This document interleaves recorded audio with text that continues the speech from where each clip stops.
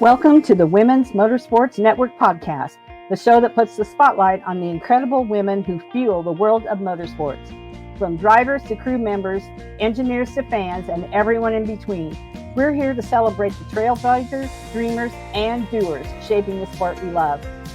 Each episode, we share inspiring stories of females of all ages from every corner of the motorsports universe, past, present, and future. It's a journey through the seasons of life filled with heartfelt moments, laughter, and a whole lot of horsepower. So whether you're a lifelong fan, a racer yourself, or simply curious about the extraordinary women behind the wheel, settle in, relax, and enjoy a fun and uplifting ride with us. This is the Women's Motorsports Network podcast, connecting and celebrating women in motorsports, one story at a time. Let's hit the track.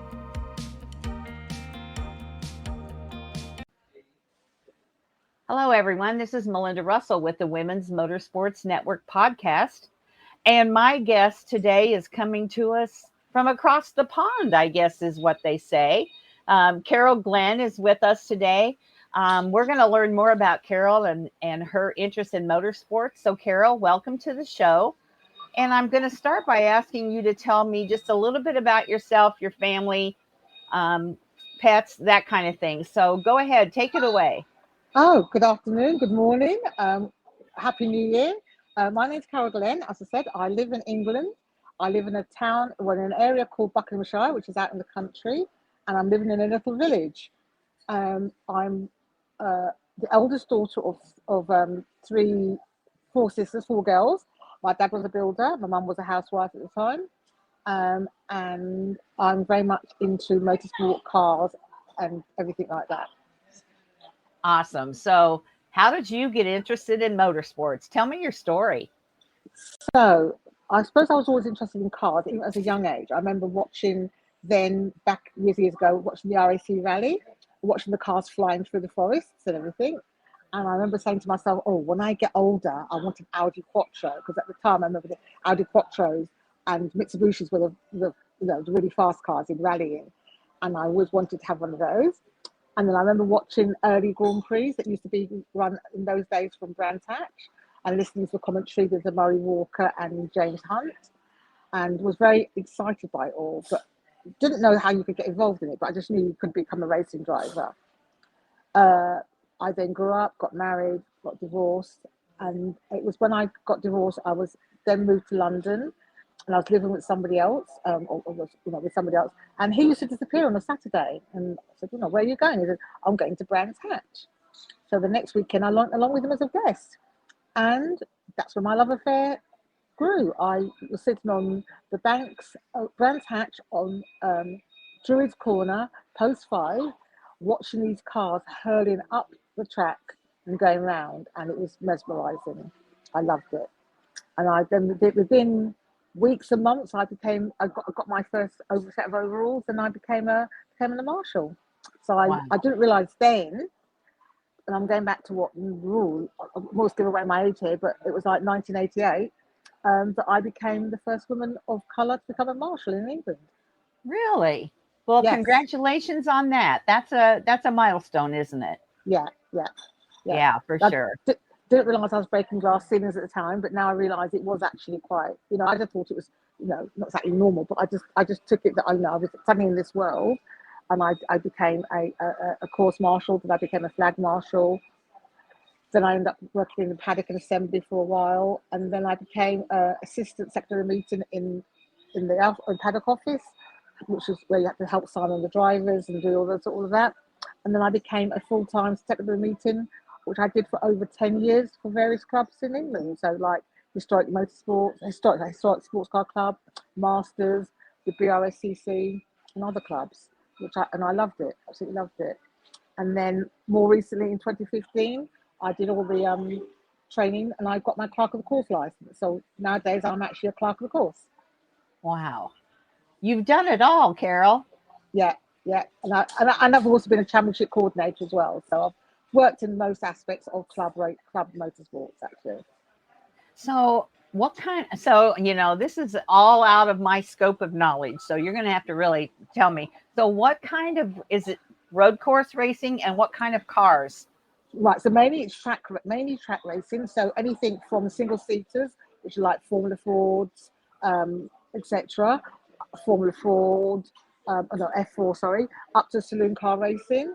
And within the historics, you get historic F1 cars. I've worked at both at national and international level. And then I also more recent in the last few years, I've also got involved in rallycross and in sprints and hill climbs as well. Wow. Sprint, sprint and hill climbs are so fun. We have those here, and Yeah. wow, I just keep thinking they're going to tip over backwards when Yes, they do that yes, stuff. yes. That's really, But it's good really fun because interesting. because couples like either husbands and wives or dad and son or mum and daughter or the whole family can Uh-huh. take part because it's the most cheapest form of motorsport you can do and still have fun.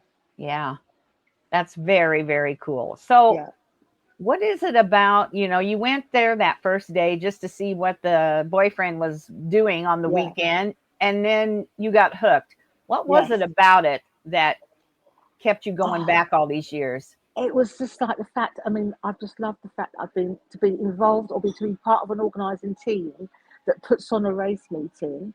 It's the smell, the sounds, just I don't know, just something about it. I mean, I think if you could bottle it, I'd make it into perfume. It's just that suddenly you're in there, and it's different to what you might do in your day job. You've got different responsibilities, but you're there not just without the officials, the drivers couldn't be there. So and without the drivers, we couldn't have motorsport. So it's about being part of something, you Yeah. know, all my You're life. it's a partnership between the officials and the drivers for sure. Yes, yes. Yeah. So tell me some things, because this is, like I said, this is a lot different than what I'm normally used to or know anything about. So tell me a little bit about some of the jobs that you did, like a little more detail about what were they, and then tell me, what was your favorite one out of all the things you did? Did you have a favorite Oh, yes. Well, as a marshal, obviously you're more on track. So you're either doing course marshal, where you have to help if the car comes off in your area, you have to push the car into a safe area, make sure the driver gets out. So obviously you get training on either how to put a fire out or how to get a driver out of a car.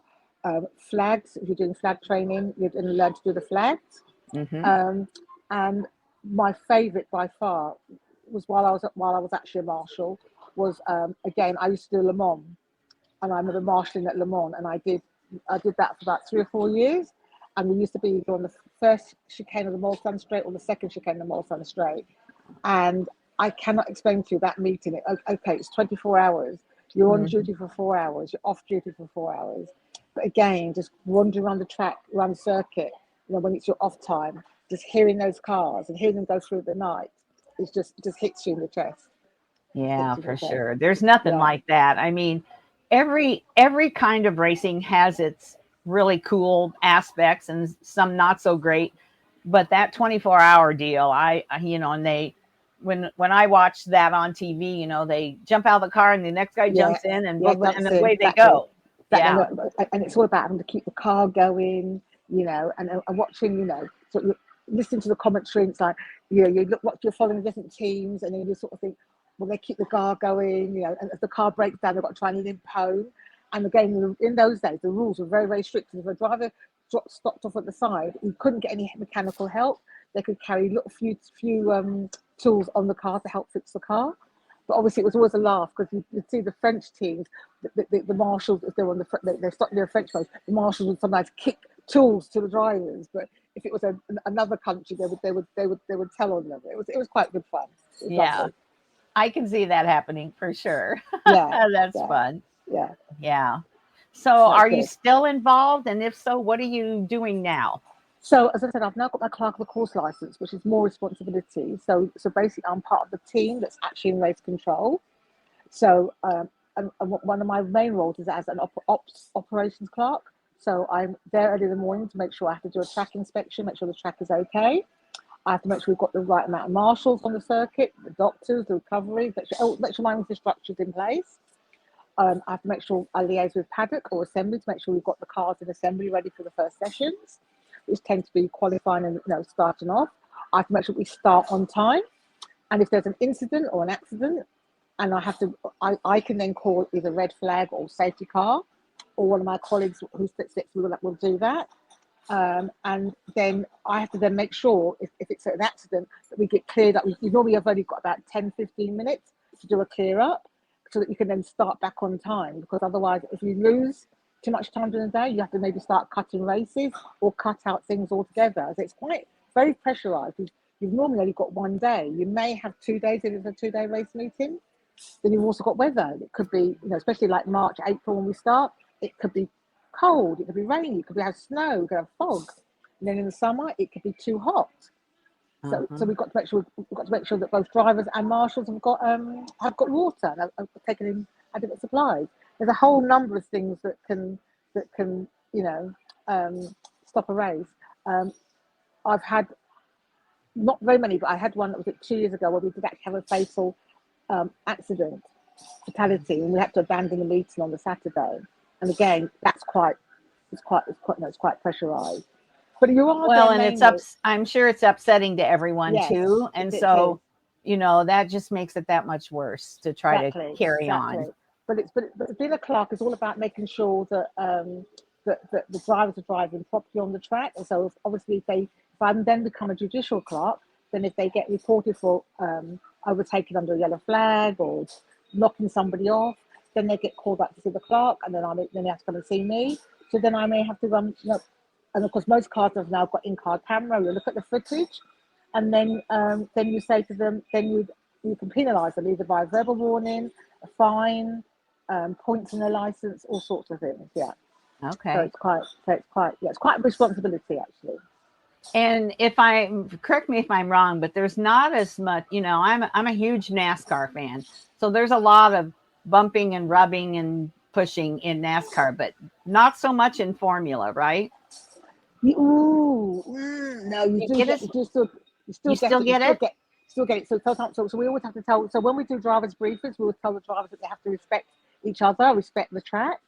But you still get somebody who gets what we call the red mist, and they go for a gap that's not there, or they go for a corner, or they take a line that's not there, and they can take out 2 or 3 people. Yeah. Or they just do what we call bumper cars. Because when they watch the touring car drivers or even the F1 drivers, they think, oh, we can do that, and of course they can't. They're not allowed to do that. Yeah. Okay. That's interesting to know for sure. Yeah. No, so basically, motorsport. One of the rules of motorsport is it's meant to be a non-contact sport. Well, we know that's not true. Exactly. That doesn't happen for sure.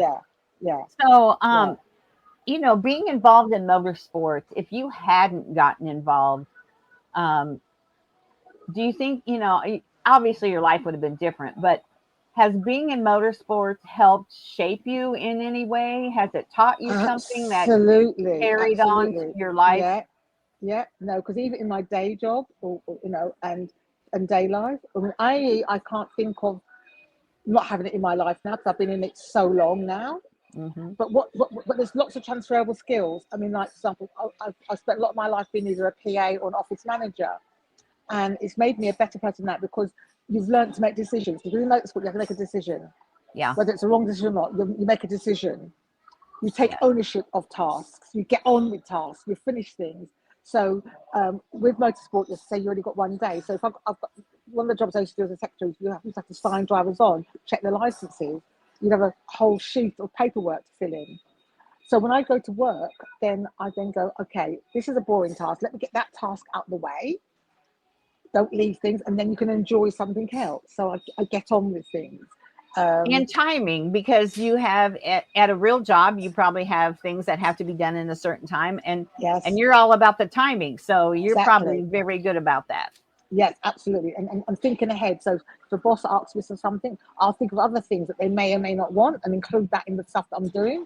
Because later they'll come back and say, oh, I want, and I go, it's okay, I've got that information for you already. So you're always thinking ahead, which is what you have to do in motorsport. You have to think ahead. Think ahead, if this scenario happens, what are you going to do? How are you going to change the timetable? Or how are you going to get, or trying to accommodate a driver that's got the driver out of session, anything like that. Be prepared for anything unusual happening. Have you had anything happen that you just like, I could have never prepared for that because it was so odd, something that happened? Or you usually are pretty prepared? you, you try to be prepared, but a driver will always throw a curveball somewhere, somehow, and then you've got to try if you can to make it work. Especially because drivers are normally paid a lot of money to enter a race, and you'll do as much that you can do possibly to make sure it's done safely and within the rules and regulations. But occasionally you have to say no, can't do that. Yeah, right. So it's about decision making, and also working in a team, because you're not just on your own, you're with other people. Yes. So you can either refer to a senior clerk, or even my stewards sometimes to get a decision. Yeah. So as a woman, and like you said, you broke some barriers when you got into this. Did you have any challenges as far as being accepted? Definitely when I first started. And I look back now, and people used to call it banter, but I used to get a lot of a lot of banter. People would make comments about my boobs or my bum. They'd try talking to me in an African accent or a Jamaican accent, and I don't have an accent. And I was born in England. I'm English. Right. You have an English accent. You don't have. Yeah. Exactly. Or because I used to live in London, people used to come out and go, almost make up that I was a gangster. They'd go, "Oh, be careful, she might pinch your stereo or pinch your wheels." And it'd be like, "What are you trying to say? All black people are thieves, And I didn't know how to shut it down. So often you'd end up just laughing along with them, but I was never really comfortable. I didn't like it. No. But now I'm older, and of course now that people are now being made to be made more aware about how they speak and talk about people, Sure. I do shut things down now. I do, you show that you're not happy with what people are saying. Right. So and occasionally as well, I've had to work maybe harder to prove myself, not just the woman, but a woman of colour, because also there's that marginalisation that goes on as well. Yeah, and the drivers are men. You don't have any women drivers, probably. Not as many, but there are more. There are more than there used to be. But like I said, there was hardly any. There never used to hardly any. Right, and so do they, like, if you say, "Oh, you can't do this," or "You have to do that," or whatever? Did you have a problem where they were listening to you and going and like ignored you? Exactly, or they'd go and talk to somebody else, and then especially when I was taking the meeting, they'd go and say, "Oh, I'm going to talk to somebody else," or talk to the stewards. And they'd go and talk to the stewards, and the stewards go, "No, Carol's totally right. You can't. You haven't got a photograph on your license. You can't take part unless you're going to get a photograph. Or you can't do this." They don't believe what you say sometimes. Yeah, and they'll go and ask somebody else. But lucky, I know my stuff, and then obviously sometimes I was backed up by those stewards. The other thing I've got, especially when I was training as a clerk, and I remember sitting in as a trainee, and I was told to lead on a particular meeting, and the driver came in, and he positioned him. He didn't talk to me; he was talking to my colleague who happened to be male, and I had to say, "Excuse me, I'm the clerk. You need to talk to me." Yeah. So you do get that a little bit as well. But like you said, I think times have changed to where it's more acceptable, one thing, for you to correct them and say, "This is not appropriate." Sure. Where before or years ago, as a woman, it doesn't matter if you're a woman of color or whatever. I hate to say this, but men felt like they could kind of treat you how they wanted to. Absolutely. And I just turned 69. So in the last, 60 years, things have really changed. And that's not acceptable. And honestly, I've never had an issue at a racetrack, and I'm not a driver and I'm not an official, but I go to a lot of races and I know a lot of people and meet people, and I've never had an issue with somebody doing that, but I was not in a position of authority over them, and I think that makes a huge difference. No, absolutely. And of course now I do an awful lot now for giving back to the sport. So I'm actually a very proud member of the FIA Girls on Track movement. I'm actually one of their ambassadors. So I spend a lot of my time now going into schools and colleges or working with Motorsport UK, and when they put on events where I'm talking to, we talk to young women. We're trying to actively get more young women involved, either as engineers or in as racing drivers. So that's my way of giving back at the moment. And that's really growing too. Yes, it is, and I love that. And what's really nice is where it's coming into its own now is because not only am I talking to young women, but I'm also talking to other young women of colour. So when they're looking up, and they go, "Well, I want to be part of that," but then they look around, they can't see anybody that looks like them. when they start Googling, they see, they went, oh, there is one lady. And then, Yeah. then they come and get in touch with me, and then I can tell them, give them some advice and help guide them in the way to overcome some Right. of the things that I had to go through. Yeah. Absolutely. And I love that the things that are happening to encourage women, young girls to get involved. And, Yeah, then they, like you said, if they can't see somebody that looks like them, yeah, then they think that it's not for them. And yet, there are all kind ages, sizes, yes, shapes, yes, colors, yes, absolutely, backgrounds. And you exactly. sometimes you have to look a little bit, but they're there. Exactly, but they are there. They are there, and that's what I love. I love this giving back now. Yeah. So that's I enjoyed that. So I spend some of my year now, still doing my clerking, and then the other part of my year, you know, going out, going to events, um, doing talks, and just Mhm. just speaking out wherever I can, because I just think it's very important. Yeah. So are there more women like as officials and things now than there were when you started, or There, not so much? there are more women, and there are more women that are scrutineers now, judges, timekeepers. But there's not more women of colour, and I'm only one of Really? two still, yes, as clerks of the course in England. And why is that? Do you think they're just not exposed as a younger person, or Well, what? well, that's one of the reasons why I try to talk more about what's going on, and also I think because it's that thing of looking and going, oh yes, I want to be part of that, but don't know how to get in. So of course I also tell people about becoming a volunteer, becoming a fisher. That's a good way of getting the ground Hmm. in, and of course. Although there's a lot of movement about trying to get people into motorsport, everybody's looking at F1, which is becoming a very crowded space now. And I'm going, yeah, I love F1, but guess what? Before you get into F1, get into club motorsport. Because you Yeah. can get things, you can get in, into GTs, touring cars, all that sort of thing. Um, oh, sorry, just hold on. Sorry. Oh, I'm done. Oh, so I'm just doing I'm on a Zoom. Okay, sorry. Okay. Oh, okay, then I'll move. Okay, then I'll move. Sorry about that. That's okay. We're I've got to, almost done anyway. yeah, I've got to go where I am. Sorry, and yeah, so it's all about encouraging these ladies to say, well, come in as a volunteer. Go down. Or a lot of people don't realise because they're armchair enthusiasts. They're not watching. They're only watching F1. They don't realise that maybe near them is a go-kart track or a race circuit, and Hmm. actually get involved. Yeah. And do that. Yeah. Because in F1, you're not going to see a lot of women, No. if you're watching TV or whatever. Whereas, like Yes. you said, the club racing and that, there's going to be a lot more Absolutely. females and Absolutely. yeah, yeah, for sure. Absolutely. Absolutely. So, have you been given any advice, like when you first started in this? Did anybody give you advice about being a part of this? You learned on your own. Learn on my feet. Learn to my feet. And Yeah. that's where I think now where I think I've got the power now to tell people what I've learned, so I can shortcut some of that for people. But there was nobody to give me other than my partner at the time. Come along and become a marshal. That's all I had. That's all Hmm. I had. There was no guidelines. There was nothing. Yeah. There's a lot more for women now where they can get advice, they can talk to somebody. That's why I feel that my role is very important now about being able to help people. Yeah, for sure. So, as far as women in racing, what's something that we could be better about promoting or sharing overall, not just necessarily F1, but Sharing knowledge and not being scared about getting into the space. And if you're not sure, ask the question. I mean, I do like taster days for people, and I take groups of girls and women around. We'll do taster volunteer days. I'll break down wordings, expressions, things like that. So it's not to be intimidated by the men and the boys, yes, and yes, not to take no absolutely. for an answer. Yeah, yeah, for sure.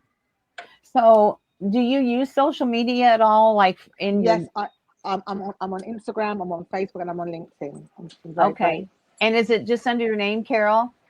Yeah, I think Instagram is, I think it's just Carol Glenn, I think 23. I can never remember my handles. But if you just Okay, Google me, there's a lot of information about me out there on the on the social medias, and I used to do a lot of interviews and those sorts of things. So yeah, I'm quite okay, visible now. I'm very visible yeah. now.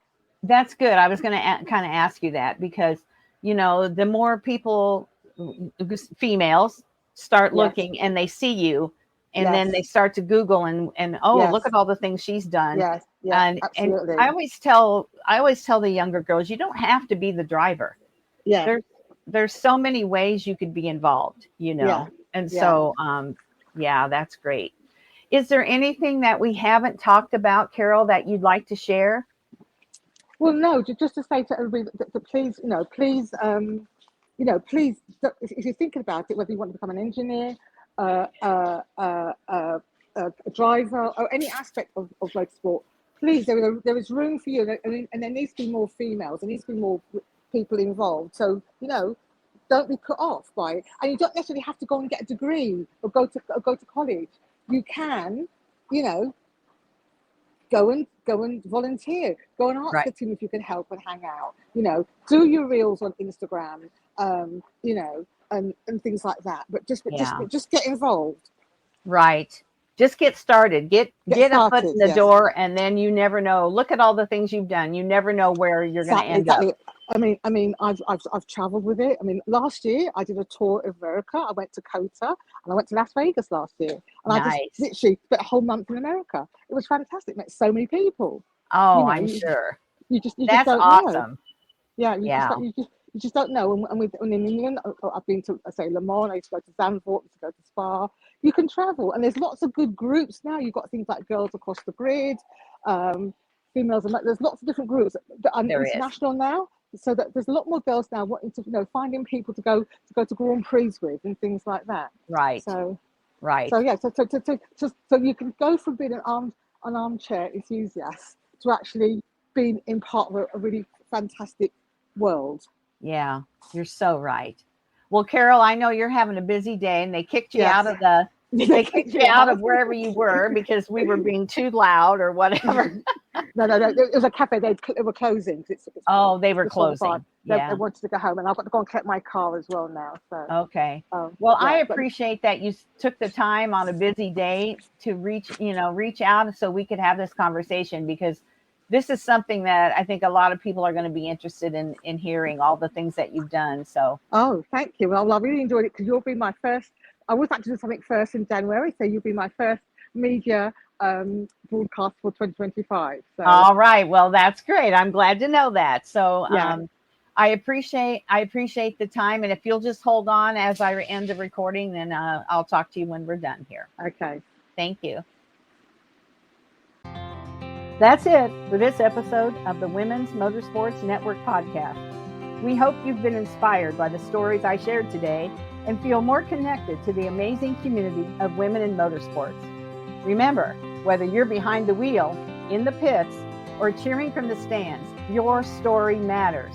And together, we're driving change and celebrating every milestone. If you enjoyed today's episode, be sure to subscribe, leave us a review, and share it with someone who loves motorsports as much as you do. And don't forget to follow us on Facebook and Instagram for updates, behind-the-scenes content, and more incredible stories. So until next time, stay inspired, stay connected, and keep racing through life. This is the Women's Motorsports Network podcast, where every woman's story is worth celebrating.